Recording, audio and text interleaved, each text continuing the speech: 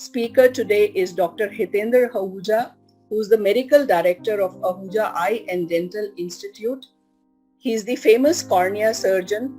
He had been the president of Gurgaon Ophthalmic Society, and they have set up the first high bank in the South Haryana in association with Nirame Charitable Trust.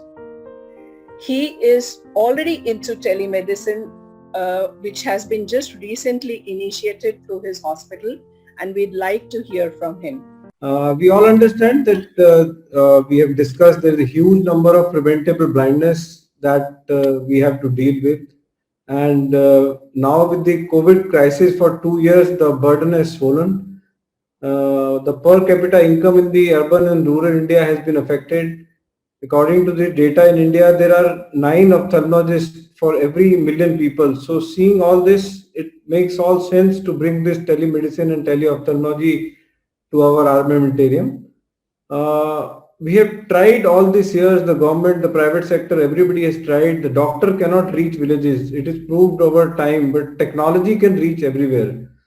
And rural India now uses smartphones, and that tells us the speed of internet is no longer a hindrance.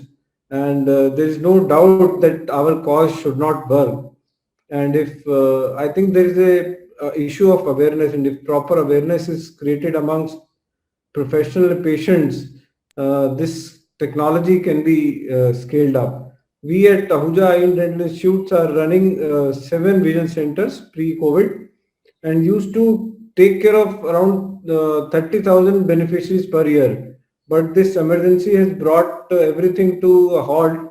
But we don't intend to stop here. We plan to start fresh with 20 vision centers once this storm settle down, and with teleophthalmology being incorporated in all vision centers to take care of various ophthalmic diseases. The advantages of teleconsultation, teleophthalmology are it has extensive outreach as we have discussed, timely intervention for emergency like chemical injuries and trauma, and avoiding unnecessary referrals at the tertiary centers, and that saves a lot of cost and time and effort of the patient as well as the doctor.